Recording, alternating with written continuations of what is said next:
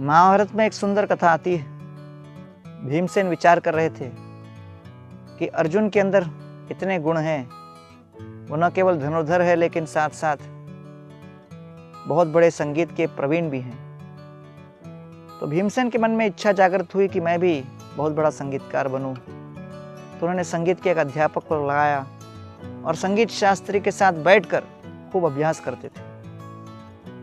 लेकिन भीमसेन संगीत में प्रवीण नहीं थे और न उनके संगीत में किसी प्रकार से योग्यता प्राप्त करने की क्षमता भी थी। लेकिन आशा अमर है, भीमसेन प्रयास कर रहे थे और अध्यापक परेशान हो रहे थे। और भीमसेन इतने उच्च स्वर में सीधे इंद्रप्रस्थ के ही द्वार पर बैठकर संपूर्ण समाज के सामने बैठकर इतना उच्च स्वर में गाते थे कि उनके गरजने की ध्वनि को सुनकर सभी नागरिक कंपित हो जाते। सब लोग जाके युधिष्ठिर महाराज को कहने लगे कि अरे भीमसेन को समझाओ, हम लोग का जीना हराम हो गया है। तो युधिष्ठिर महाराज ने कहा कि इनको कौन समझाए, किसका इतना साहस है कि भीमसेन को जाके बोले कि अभ्यास न करो। तो उन्होंने सोचा कि चलो एक ही व्यक्ति हैं जो उनको फीडबैक दे सकती है, वो है द्रौपदी। तो द्रौपदी को कहा कि थोड़ा भीमसेन को समझाओ। द्रौपदी गई, भीमसेन के पास जाकर निवेदन करने लगी, अरे भीमसेन जी, आप कृपा करके यहाँ पर क्या संगीत का अभ्यास करते हो? संगीत का अभ्यास तो गोपनीय स्थान में होना चाहिए, और वास्तव में आप जो अभ्यास कर रहे हो वो सबके सामने शोभा नहीं देता। उनकी बात सुनकर भीमसेन स्वीकार कर लिए। तुरंत अपने संगीत के सारे वाद्य को लेकर बिल्कुल जंगल के बीचों बीच घनघोर स्थान में जाकर फिर अभ्यास करने लगे। तभी अचानक उनके सामने एक व्यक्ति धमक गया और कहने लगा, ओह, आप हो क्या भीमसेन जी? मैं इस ध्वनि को सुनकर यहां पर आ गया था। तो भीमसेन ने कहा, क्यों आ गए? तो सज्जन कहने लगे, नहीं नहीं, मैं नहीं बताऊंगा, घबरा रहा हूं बताने से। भीमसेन ने कहा, बताओ क्यों आए यहां पर? इतने एकांत स्थान में जंगल के बीचों बीच जब मैं यहां पर अभ्यास कर रहा हूं संगीत का, मेरे सामने कैसे टपक गए?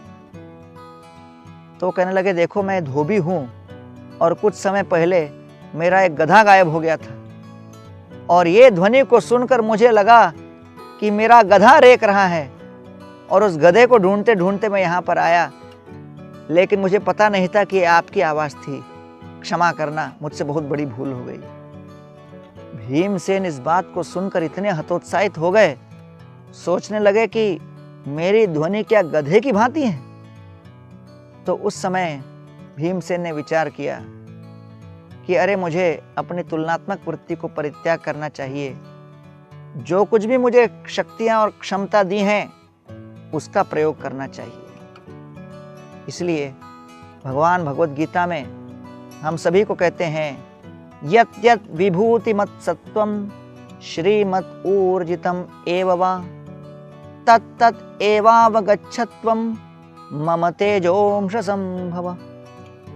इस जगत में कोई भी शक्तिशाली वस्तु देखो, किसी भी प्रकार के महान कला को देखो, तो समझना चाहिए ये कला का प्रदर्शन, ये शक्ति का प्रदर्शन, इस ऐश्वर्य का प्रदर्शन केवल भगवान श्री कृष्ण की असीमित शक्ति का एक प्रतिबिंबित फल है। इस बात को देखकर हमें विचार करना चाहिए कि जो कुछ शक्तियां हमें दी हैं, उन शक्तियों का हमें प्रयोग करना चाहिए, उपयोग करना चाहिए, सही स्थान पर उसे लगाना चाहिए, और सोचना चाहिए कि हम सभी व्यक्तित्व हैं और हम सभी को एक व्यक्तिगत रूप से योगदान करने की क्षमता दी गई है। इसके प्रति कृतज्ञता व्यक्त करते हुए हम उसे सही स्थान पर उपयोग करें।